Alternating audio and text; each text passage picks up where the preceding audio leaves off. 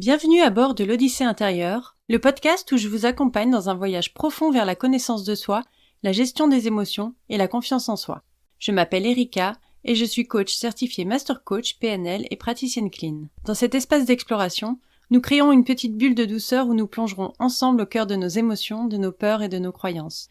Alors, installez-vous confortablement et c'est parti. Bonjour à tous. Aujourd'hui, on accueille Stéphanie qui a longtemps lutté pour avoir confiance en elle et qui aujourd'hui a beaucoup évolué. Donc, elle va vous en parler directement et elle va se présenter. Bonjour Stéphanie. Bonjour Erika, merci de m'accueillir. Je suis ravie d'être avec toi. Alors moi, c'est Stéphanie, je suis experte en communication et j'accompagne les entrepreneuses à développer leur business. Et si je suis là aujourd'hui avec toi, c'est pour partager mon expérience. Puisqu'effectivement, comme tu l'as dit, pendant de nombreuses années, j'ai lutté avec un manque de confiance en moi qui a souvent entravé mon épanouissement tant personnel que professionnel. Mais je suis ravie de te dire que ma situation a bien évolué, car j'ai réussi à surmonter mes doutes et à cultiver une confiance en moi. Donc j'espère qu'en partageant mon histoire, ça va pouvoir inspirer des personnes et faire un éclairage positif pour ceux qui en ont besoin. Donc je suis prête à répondre à tes questions. Et oui, c'est tout l'intérêt. C'est pour ça que j'ai proposé de t'inviter. C'est vraiment pour montrer vraiment les deux côtés et que tout est possible surtout. Mm. Alors, est-ce que tu peux nous parler un peu de toi, de ton manque de confiance en toi, d'où il vient, comment il s'est révélé, comment tu t'en es rendu compte? Moi, ça a commencé en fait dès l'enfance. Déjà, j'ai toujours entendu les adultes me décrire en tant que timide et ne parlant jamais. Donc inconsciemment, en fait, dès petite, je me suis enfermée dans cette étiquette de timide et j'ai intégré ce rôle en fait qui m'a empêchée de m'exprimer. Et finalement, même à l'adolescence et encore adulte derrière, j'ai connu des moments où je m'exprimais. J'exprimais des envies, des projets que j'avais envie de faire ou de lancer quelque chose.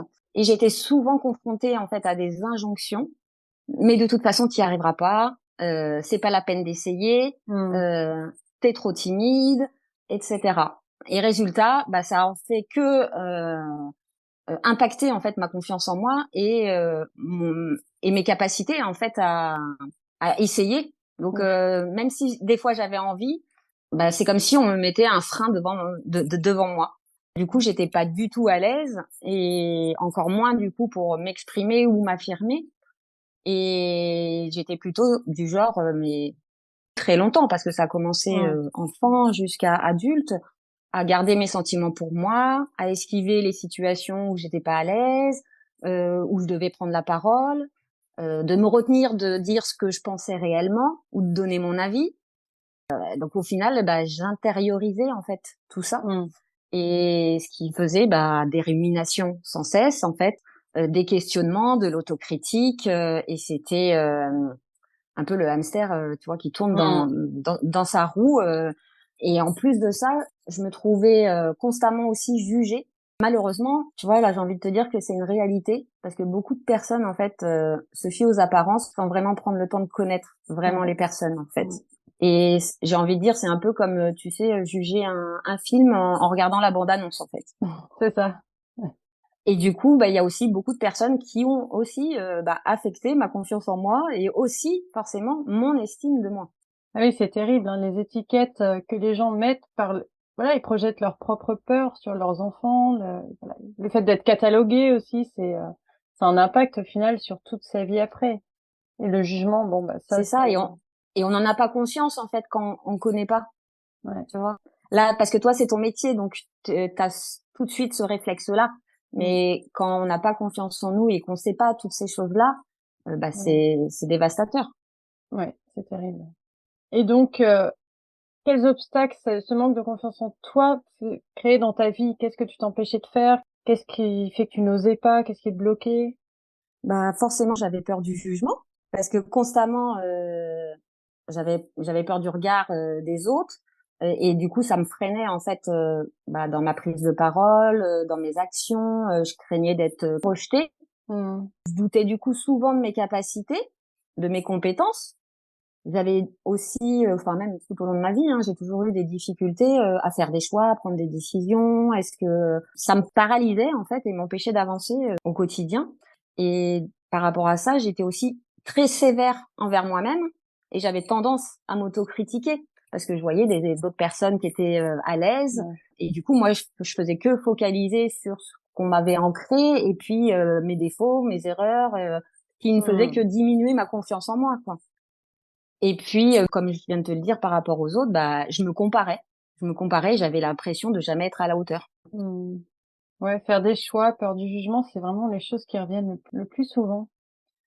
Et est-ce que ça t'a empêché concrètement de faire des choses? Est-ce que t'as des souvenirs de quelque chose que tu voulais faire et que tu pouvais pas faire? Alors, je pense que inconsciemment, ça m'a aussi endurcie, malgré ce manque de confiance et tous ces freins que j'ai pu avoir.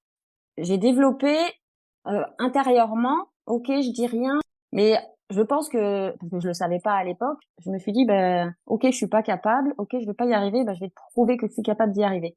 Donc Mmh. ça m'a aussi donné une force. Ouais. Et il y a eu des étapes clés pour toi, des déclencheurs qui t'ont poussé à travailler sur toi? Alors, bah, toutes ces années, en fait, je savais pas que c'était un manque de confiance en moi D'accord. parce que je me suis jamais intéressée au sujet. En fait, on est dans la vie, dans la société, métro, boulot, dodo, on n'a pas le temps de Mmh. penser à soi, qui on est, qu'est-ce qu'on fait. C'est comme si on était dans un mode automatique. Mmh. Et bah, suite au regard des autres, hein, que ce soit des amis, sur le plan relationnel, etc., j'avais l'impression d'avoir un problème. Mais c'était toujours vis-à-vis du regard des autres. Donc oui, effectivement, toute ma vie, j'ai peut-être essayé de consulter 5 fois des psys pour voir si j'avais un problème ou pour m'aider justement à ce mal-être que j'avais parce que j'étais hyper émotive Mmh. et du coup ça dérangeait aussi. Donc du coup, Et j'ai été à différents moments de ma vie essayer de voir des psys, mais aucun d'entre eux ne m'a ni convaincue, ni inspirée, ni aidée. et aucun t'a mis des mots sur ce que tu ressentais, sur, Aucun. Soit je faisais des monologues, il n'y avait pas d'échange, il n'y avait pas de discussion, soit il y avait même des rendez-vous, ils attendaient 1 heure, 2 heures parce qu'ils étaient en retard, donc au bout d'un moment, bah, je partais quand même. Ouais. Et tous ceux que j'ai essayé, enfin que j'ai vus une fois, bah, j'y suis jamais retournée parce que déjà qu'on n'a pas confiance en nous, c'est hyper important d'avoir confiance en la Bah oui, personne à qui on va se confier. c'est clair. Donc le feeling est super important. Et voilà pourquoi en fait, bah, j'ai essayé 5 fois, je crois. Euh, et au bout d'un moment, bah, je me suis dit non, c'est pas la peine. Ouais, je comprends, ouais. Mais déjà, qu'est-ce qui t'a poussé à aller voir ces psys? Donc c'était ce problème d'avoir l'impression d'être différente, d'être pas normale, c'est ça? Oui, c'est d'être sensible, tu vois, Ouais. très sensible, très émotionnel, avoir des réactions. Alors c'était avec moi-même, mais moi je vivais les choses puissance 1000 en fait intérieurement. Mmh. J'essayais de pas le montrer, mais ça se voyait sur ma tête parce qu'on peut pas mentir. Mais du coup, j'avais quand même un mal-être. J'avais un mal-être intérieur. Et puis à écouter les autres, bah, j'avais un problème. Ouais. Toujours ce rapport d'injonction qui vient de Mmh. l'extérieur. Et du coup, dans le cadre d'un projet professionnel, en fait, en travaillant, là, j'ai rencontré un coach Ouais. qui avait aussi été psy, mais c'était un monsieur qui avait 70 ans et était aussi coach en profil de personnalité, psychologue. Il avait un palmarès. Mais je l'ai contacté dans le cadre professionnel pour Mmh. faire un projet ensemble. Et au fil de nos échanges, en fait, il a perçu en moi, ce monsieur, que je connaissais pas, une autre personne loin de l'image en fait de la personne introvertie du rôle que j'avais endossé. Et dans ces discussions, ça a créé vraiment un déclic en moi. Je me suis dit, bah, c'est dingue comment une personne que je ne connais pas me voit différente de ce que tous les autres gens me voient. Mmh. Et là, ça a vraiment été le déclic en fait. Est-ce qu'il a dit des choses? Qu'est-ce qui t'a provoqué ce déclic? Bah justement, au fil de nos discussions, en fait, je me suis sentie en confiance. Forcément, en fait, là, il y a eu le feeling, le rapport de confiance, et puis c'est comme s'il m'avait ouvert une porte, en fait. Il m'a parlé de moi d'une autre manière que je me voyais ou qu'on me voyait. Mmh. Et au fil de nos échanges, en fait, nos discussions professionnelles, bah, ont dévié sur le personnel. Et du coup, je me suis sentie à l'aise de lui partager en fait mes doutes, mes difficultés et mes ressentis. Donc ça a été très enrichissant parce qu'il avait un autre regard. Et puis quelque part, le fait que ça soit aussi un professionnel, en fait, quelqu'un qui est coach, qui est psy, enfin voilà, toutes ces casquettes, bah, je me disais qu'il était aussi légitime. C'était pas une personne lambda, en fait. Ouais. Ouais. Et j'avais plus confiance en un retour d'un professionnel que la copine ou le voisin. Bah oui. Et du coup, on a continué à échanger. Et puis, il m'a fait passer des tests. Et on a discuté des résultats en détail. Et ce qui m'a impressionné, c'est que juste avec le peu d'échanges qu'on a eu et des tests auxquels j'ai répondu, qui pour moi étaient insignifiants, en fait, ça m'a complètement bluffé parce que tout ce qu'il m'a dit, j'ai eu l'impression que ce monsieur, il me connaissait depuis toute ma vie, en fait. Parce qu'il a pu aussi décrire avec précision, mais des choses que je vivais au quotidien, dans différentes façons, en fait, mes réactions dans différents domaines, comment je me comportais, mon mode de fonctionnement, et du coup, il m'a expliqué aussi, enfin, que c'était pas un problème, mais c'est simplement une façon d'être, en fait, unique, parce qu'on est tous uniques et on est tous différents. Il a mis des mots Et sur les choses, en fait, sur ta personnalité, sur qui tu es. c'est ça. Et du coup, en fait, c'est comme si j'étais passée dans un scanner et ça m'avait ouvert les yeux, en fait, et j'ai réalisé que oui, j'avais des différences, des particularités, mais que c'était pas des défauts, en fait. C'est juste que il fallait mettre des mots dessus et apprendre à se connaître, soit savoir comment on fonctionne. Et du coup, c'est dans ces discussions que, déjà, avant ça, jamais je m'étais posé de questions sur moi-même. En fait, comme je disais tout à l'heure, on est dans la routine, en fait, et on se pose pas de questions. On sait même pas qui on est, en fait. Donc du coup, ça a été vraiment révélateur, en fait, de comprendre tout ça, et il m'a expliqué que voilà, je pouvais canaliser mes pensées, et en fait, pour moi, ça a marqué en fait le début d'un voyage vers la confiance en moi. Parce que à la suite de ça, je me suis passionnée parce que j'avais besoin de comprendre, de savoir, malgré les échanges qu'on avait eus. Donc j'ai énormément lu parce que c'était très enrichissant pour moi de toujours comprendre. Ça m'a permis d'intégrer des modes de fonctionnement, des nouvelles connaissances sur moi-même, sur mes réactions au quotidien, sur plein de petites choses en fait, et surtout de m'accepter comme je suis, avec mes forces et mes faiblesses comme tout le monde, mais que je n'avais pas un problème.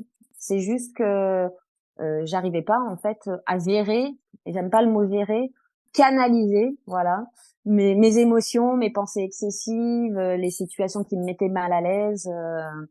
Et du coup, chaque petite victoire, en fait, c'était un progrès qui renforçait ma confiance en moi. Ça s'est pas fait du jour au lendemain, mais déjà rien que de comprendre, ça a été énorme. Ouais, non, c'est sûr, ça se fait pas du jour au lendemain, mais c'est vrai que voilà, il faut un déclencheur, il faut se connaître. Et une fois qu'on se connaît, en fait, on peut agir. Tu as lu, je suppose que tu as mis en place des actions aussi. Les choses ont changé à partir du Oui, moment où tu as su qui tu étais. oui, complètement. Et puis j'avais un autre regard quand les gens me disaient quelque chose. Je me suis dit non, en fait, c'est pas contre moi, c'est lui qui a un problème là. Avec et j'arrivais à comprendre et à interpréter en fait les mots ou les situations qui se passaient. Ouais. Ou quand j'avais une peur, voilà, je voulais avoir une angoisse, un mal au cœur, et du coup je me dis bon, pourquoi t'as mal au cœur, qu'est-ce qui s'est passé pour, et puis je remontais et j'écrivais.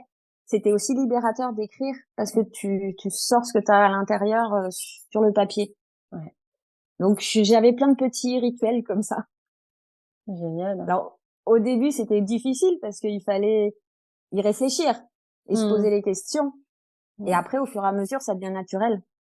Ouais, c'est ça, c'est par la pratique qu'on est de plus en plus à l'aise et qu'au final ça devient plus facile. Et le plus dur, c'est vraiment le premier pas, de mettre en place des choses, et après c'est pas toujours Oui, facile, c'est complètement. pas tous les jours youpi, Oui, mais mais voilà, personne de toute façon, hein. Qu'on soit coach, psy ou n'importe qui, personne ne va toujours bien. mais oui. C'est normal.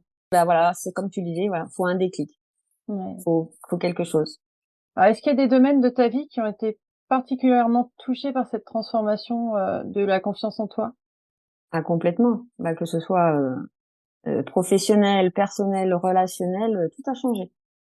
Déjà dans le domaine professionnel, en fait, ma transformation, elle a eu un impact majeur parce que j'ai travaillé pendant 30 ans. Alors, le comble, quand même, c'est que j'étais responsable communication pour quelqu'un qui a pas confiance en elle. Ouais. Oh, ça veut rien dire, ça.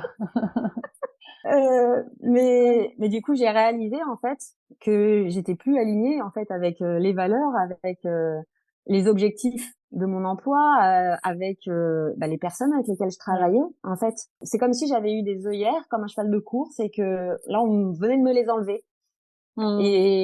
Et donc, ce qui a été majeur, c'est que cette confiance en moi, en fait, m'a donné le courage, en fait, de démissionner d'un poste stable complètement sécurisé pour me lancer dans l'aventure et me mettre à mon compte. Donc, quelque part, j'ai sauté dans le vide. Je suis sortie de ma zone de confort, parce que c'est pas évident. T'as un salaire fixe qui tombe tous les mois, la pseudo sécurité, mais en fait, moi, ça faisait 10 ans que j'avais déjà réfléchi à me mettre à mon compte, mais j'avais jamais osé le faire. Il y avait toujours une peur, un doute, quelque chose. C'est pas le moment. Il y a toujours quelque chose, il y a un ancrage qui revient. Et grâce à cette transformation, je m'en rappellerai toujours. Un soir, j'étais pas bien parce que voilà, il s'était passé des choses dans le cadre du travail et je me suis dit non, j'en peux plus en fait. Et le lendemain, je déposais ma dette. Et comme ça, alors c'était pas un coup de tête, mais j'avais toujours un crédit de maison, je sais que j'aurais plus de sécurité financière, etc. Mais là, j'ai pas eu peur, bizarrement. Non, c'est pas du jour au lendemain, c'est le cheminement, oui. Et du coup, le fait d'avoir démissionné, j'ai découvert en fait une autre liberté de travailler vraiment avec mes valeurs, ma vision, créer mon propre univers en fait de travail, avec des domaines qui me passionnent, avec des personnes avec qui ça match, et j'ai une immense satisfaction en fait des rencontres que je fais, du travail que je réalise au quotidien. Donc je suis convaincue aujourd'hui et pourtant c'est pas facile tous les jours, on va pas se mentir, mais je suis convaincue que c'est la meilleure décision que j'ai fait. Et puis de toute façon, si je l'avais pas fait, je l'aurais regretté parce que je n'aurais pas su ce qu'il y avait derrière en fait. T'as pas la sécurité, etc. de l'emploi, mais tu te sens épanoui. En tout cas, c'est l'impression qu'on a quand on te voit. C'est son sens. Complètement. Et puis j'ai aussi, bon, on en rediscutera un petit peu tout à l'heure, mais l'environnement joue énormément. Donc il y a vraiment toute la partie travail, parce que du coup je travaille comme je veux, avec qui je veux, sur des projets qui me passionnent et qui m'épanouissent. Sur le plan personnel, ça a transformé ma manière de voir les choses, d'interagir avec les gens aussi, de m'exprimer, de m'affirmer. Tu vois, tu m'aurais appelé peut-être il y a 5 ans, je t'aurais dit non, il est impossible que je parle dans un podcast. C'était mission impossible. Ouais. Ça m'a appris aussi à dire non. Avant, on me disait oui, tu viens à une soirée ce soir, ok. J'avais jamais envie. Et je me forçais toujours à y aller. Résultat, j'étais toujours la première à partir, donc j'avais toujours des jugements. Et j'ai eu un cap. Non, je peux pas. Et j'inventais quelque chose. Et après, j'ai dit non, j'ai pas envie. Ouais, mais c'est ça. Mais de toute façon, que tu y ailles ou pas, que tu dises oui ou non, il y a toujours du jugement. Donc bon, si t'es en avoir, autant faire ce qui nous plaît. Exactement. Faut savoir s'écouter. Mais il y a beaucoup de personnes dans ce cas. Tu te sens obligé d'aller à un after work après le travail. Tu te sens obligé d'aller à l'anniversaire de machin. Tu te sens obligé de. Tu te sens, c'est ça le problème. J'ai des exemples. On me dit oui, tu pourrais venir dîner. J'en étais à la période. Non, je n'ai pas envie. On me dit ah ouais, mais ça nous ferait quand même vraiment plaisir que tu viennes. Et là, je me dis en fait, eux, ça leur ferait plaisir que je vienne. Ouais. Moi, j'ai pas envie. Je lui dis écoute, je suis désolée. Je t'ai dit que j'ai pas envie. C'est pas contre vous. Là, en me disant on a super envie, moi, ça va me faire culpabiliser et je risque de me forcer à venir. Mais au final, j'ai pas envie. Et là, la personne, elle me dit ah ok, t'as raison. Non, c'était pas du tout. Et maintenant, j'arrive vraiment à aller jusqu'au bout. Ah mais c'est ça, c'est la communication non violente, l'assertivité, c'est vraiment ça en fait, de savoir dire voilà, pour moi qu'est-ce qui est bon, qu'est-ce que veut l'autre, et mettre en évidence ça justement, que le fait que l'autre ne pense pas à toi en te forçant alors que toi t'as pas envie et que tu te sentirais mal à le faire en fait. Complètement.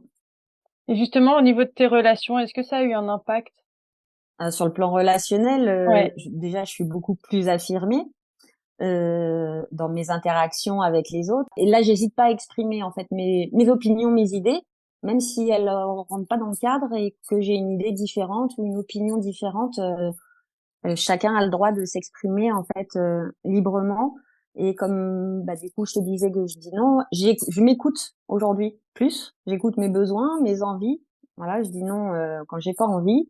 Et surtout, ça m'a aidé à faire du tri dans mon entourage. J'ai réalisé en fait que beaucoup de personnes, alors des fois on n'a pas le choix, mais étaient néfastes pour moi, ou elles contribuaient pas à mon bien-être en fait.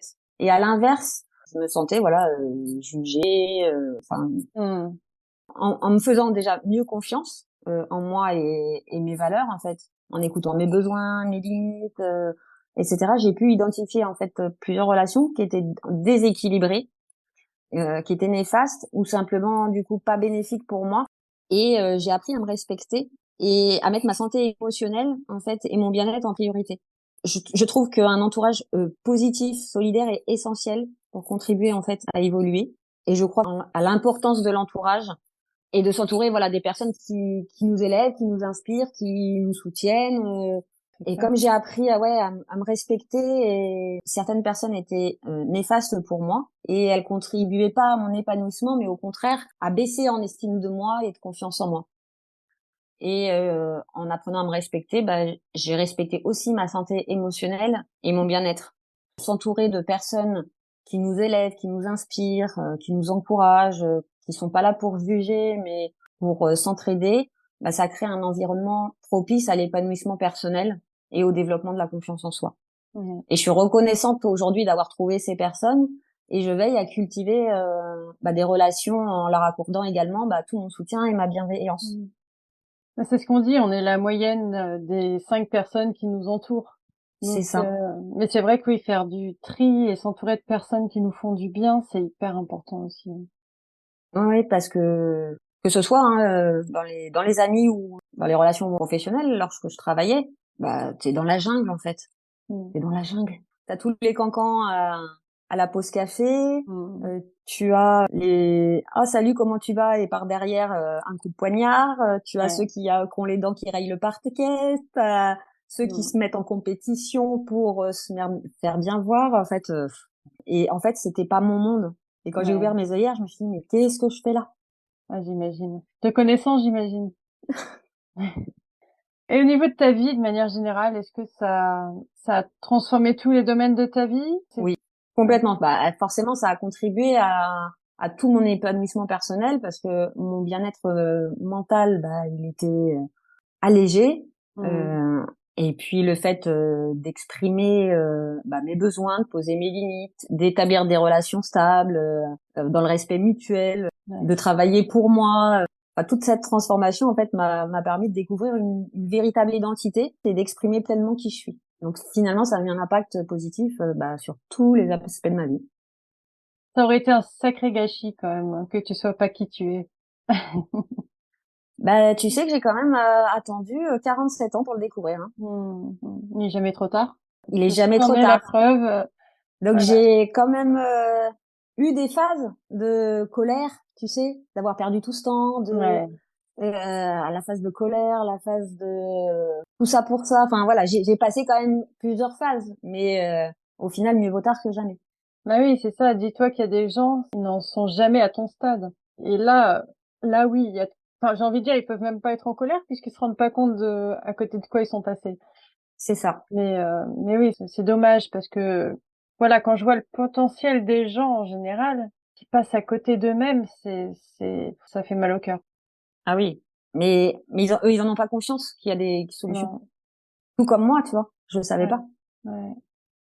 Oui, et puis comme on dit, on peut pas aider des gens qui veulent pas être aidés, donc C'est ça. on fait comme on peut. On fait tous comme on Mm. peut. Mm. Comment t'envisages de continuer à entretenir ta confiance en toi ou à la renforcer? Est-ce que tu penses qu'il y a encore un peu de travail? Où t'en es à ce Alors niveau? déjà, moi, je considère que la connaissance de soi, en fait, c'est un voyage sans fin. Et que du coup, pour renforcer sa confiance en soi et poursuivre son épanouissement, faut jamais cesser d'apprendre, revenir sur des bases, remettre des sonnettes d'alarme à certains moments, parce qu'on va pas se mentir, c'est pas tout beau tout rose tout le temps. Il y a des pensées Mmh. négatives, il y a des doutes parfois qui refont surface. Mmh. Mais même si aujourd'hui j'arrive à aller chercher les causes, à les reconnaître et à les transformer en pensées constructives, il faut jamais cesser d'avoir des piqûres de rappel et de toujours apprendre à se connaître, parce que la moi d'il y a 5 ans, c'est pas la même qui d'aujourd'hui, et je serai pas la même dans 5 ans. Donc on continue toujours à évoluer, donc il faut jamais s'arrêter de connaissance de soi et de faire des piqûres de rappel de temps en temps. Et pour ça aussi, je dirais que faut continuer aussi à sortir de sa zone de confort pour relever de nouveaux défis, parce que ça entretient aussi la confiance. Et en plus, à chaque fois qu'on réussit ou qu'on fait un petit pas, et ben il y a cette satisfaction, que ce soit personnel ou professionnel. Ça renforce la confiance en soi de sortir de sa zone de confort. Ouais, c'est ça, c'est de la veille permanente, de la vigilance, toujours remettre en question ses pensées. Ok, je pense ça, pourquoi? Est-ce que c'est fondé ou pas? C'est ça. Est-ce que c'est une croyance que j'ai? Ouais. Et puis il faut continuer. Alors moi, je me forme beaucoup, et je lis beaucoup aussi. Donc j'ai des périodes où je lis moins que d'autres, mais c'est toujours en fait s'enrichir de connaissances par le biais de lecture, de formation, de coach, de mentor, pour avoir justement ces piqûres de rappel de temps en temps. Peut-être faire une piqûre de rappel tous les ans avec quelqu'un, avec un coach, juste pour échanger, pour continuer à évoluer. Et puis surtout, je compte continuer à m'entourer de personnes positives et inspirantes. Et parce que je crois formellement que l'influence, le positif attire le positif et le négatif attire le négatif. Et même pour la petite histoire, quand je disais tout à l'heure, c'est important aussi d'écrire ses pensées. Il y a 2 ans, j'avais même commencé à écrire un livre en fait pour raconter mon histoire, avec autodérision justement, pour dédramatiser en fait ça, parce que je l'ai très mal vécu cette période de pas confiance en moi. Et aujourd'hui, peut-être ça sortira un jour, faut jamais dire jamais, parce que l'écriture est libératrice, mais j'étais contente parce que je sortais tout ce que j'avais dans la tête, et en plus je me moquais de moi de façon autodérision, et ça aurait pu parler à tout le monde en fait, sous un ton léger justement. Ah non, mais clairement, l'écriture, c'est comme si tu posais tout sur un papier et que du coup tu te déchargeais en fait, tu vides tout ce qu'il y a, et puis une fois que c'est écrit, voilà, t'as envie d'écrire ton livre, peut-être que tu le finiras un jour, mais ne serait-ce que d'avoir déjà écrit ce que t'as écrit, ça t'a fait du bien. Et tu te sens plus légère. Ouais. Complètement. Moi, j'espère le lire un jour, alors. Maintenant que t'en as parlé. Est-ce que tu aurais des conseils à donner à ceux qui sont dans la situation dans laquelle tu étais? Oh, j'en aurais plein. Déjà, vous l'avez compris. Allez, 5. Donne-en 5. La première, c'est entourez-vous de personnes positives. L'entourage, pour moi, c'est primordial. Parce que si on a des personnes qui sont néfastes, ça sape notre confiance en nous, on se sent jugé, on se sent critiqué constamment. Alors que des personnes bienveillantes et inspirantes qui nous encouragent et nous soutiennent vers notre cheminement, pour moi, c'est vraiment la première chose. Je vais même rajouter un petit truc perso pour dire que il y a des amis avec qui j'ai coupé les ponts que j'avais depuis 5 ans. J'ai même mon père qui est néfaste pour moi, à qui je ne réponds pas quand il m'envoie 15 pavés de messages, parce que ça m'impactait énormément. Donc j'en discutais avec ma maman, mais à des périodes je l'ai bloqué, des fois je le bloque. Voilà, parce que c'est néfaste pour moi, même si c'est mon papa. Je m'écoute mes besoins et mon bien-être en fait. Donc voilà, on dit qu'on n'a pas toujours le choix, si, voilà, c'est mon papa. On a toujours le choix en soi. On a toujours le choix.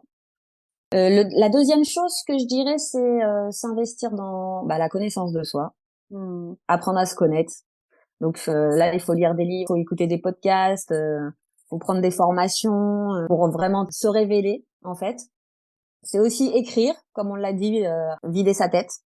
Ça fait un bien libérateur. Et se fixer des petits objectifs. Moi, je m'étais fixé comme objectif dire non.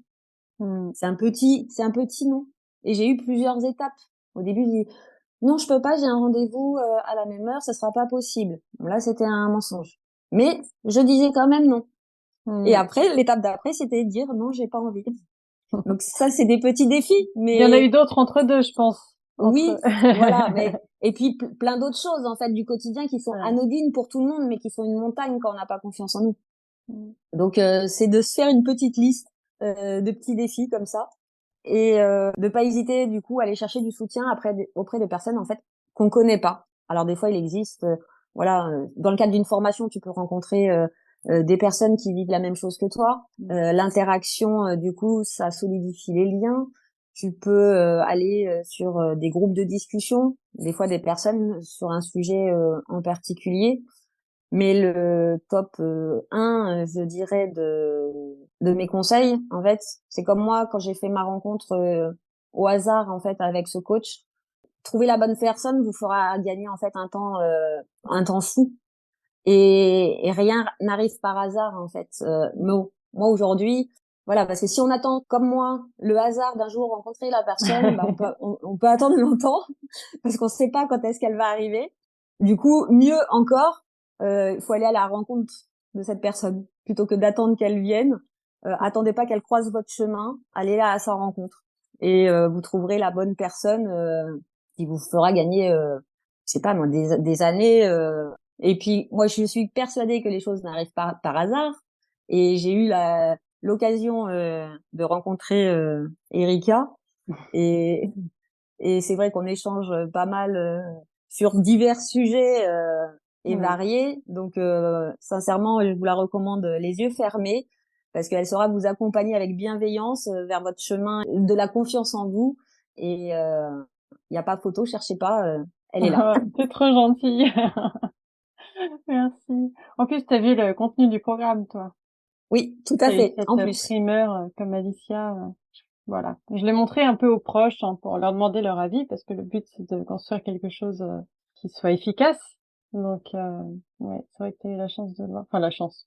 T'as pu le voir en tout cas. Oui, j'ai vu un beau programme bien complet, étape par étape, qui permet d'avancer pas à pas vers Donc, est-ce que vers tu l'aurais fait? l'épanouissement. Est-ce que tu l'aurais fait il y a 5 ans? Il y a 5 ans, je sais pas parce que j'étais pas la même personne et j'avais des œillères, tu vois. Mais la personne avec la connaissance de soi que je me connaisse et que j'ai envie d'évoluer, je l'aurais fait à 100%. Après, dans le programme, il y a aussi ce travail sur la connaissance de soi, hein. C'est une grosse partie du programme, hein. Oui, mais déjà il faut avoir un Faut avoir petit. conscience du problème, en fait. Ouais, c'est Ça. ça, Ouais, ouais, c'est c'est sûr. Et ça. c'est le plus dur, je pense. C'est le plus dur. Ouais. Bon, est-ce que tu veux rajouter quelque chose? Moi, je rajouterais juste une citation que j'adore d'Albert Einstein. Hmm. C'est la folie, c'est de se comporter de la même manière et de s'attendre à un résultat différent. Ah, ouais, j'adore ça. Ouais. Ah, mais clairement. Mais c'était un grand philosophe, l'air de rien, parce qu'il a pas mal de citations de lui que j'aime beaucoup et qui sont assez. Enfin, il aurait été un bon coach aussi, je pense. Oui, je suis complètement d'accord. Non, mais je suis complètement. Il a beaucoup de citations très inspirantes. Et Mm. quand tu les lis, celle-là, effectivement, si tous les jours tu vas au travail la boule au ventre, tous les jours ça passera la même chose. Bah oui. Bah écoute, c'était un plaisir vraiment, Steph. Je te remercie beaucoup d'être venu. Et c'était vraiment ouais, un bon échange. Et j'aime bien Ouais. t'écouter parler de ton cheminement, c'est hyper intéressant. Bah, merci à toi déjà de m'avoir invité. Et puis j'espère que mon histoire pourra apporter un éclairage positif à ceux ou celles qui Ouais. sont dans le besoin d'avancer. Au moins ça montre que c'est possible et qu'il y a une vie aussi après. Mm. Ouais, j'aime bien un peu parler des cheminements des personnes, voilà, les prises de conscience, les avancées, les avant-après, j'adore. Et Ah souvent bah oui, d'ailleurs dans les programmes de coaching, je demande aux personnes de se prendre en photo avant, enfin au premier jour et à la fin des programmes, et c'est vrai que souvent la différence est assez flagrante. ah Mm. bah tu me fais penser que j'avais envie de faire une story, tu vois, sur Insta parce que j'ai retrouvé des photos de moi avant quand je travaillais. Et en fait, je sais pas, je faisais un petit rituel, je me prenais en photo dans l'ascenseur tous les matins quand j'allais, tu vois, prendre le café ou quoi. Mm. Et du coup, j'ai ressorti toutes ces photos. Bon, j'en ai plein. Et en fait, sur toutes les photos, je fais la gueule. Et tu t'en rendais pas compte. Et je me rendais pas compte. Je sais Ouais. pas pourquoi. J'avais un réflexe dans l'ascenseur. Voilà, je me faisais une photo. Et l'autre jour, je suis tombée parce que je cherchais une photo. Je me suis dit, ah ouais, je faisais ça, moi. Et en fait, je me suis rendu compte que toutes mes photos, je tire la Mm. gueule. C'est fou, hein. Et de toute façon, ça se voit au niveau du visage, enfin de l'attitude générale, mais Oui, complètement. le visage est plus lumineux, plus radieux, enfin, c'est plus attirant de toute façon. Quelqu'un qui a confiance en lui. Ah bah, complètement. Sur cette note, est-ce que tu peux nous dire où te contacter? Et ben, pour le moment, vous pouvez m'en retrouver sur Instagram, sur @studio comme Osmose. Ouais, je mettrai le lien dans la description. Et ben, je te souhaite une très bonne journée. Et merci d'avoir écouté cet épisode et je vous embrasse.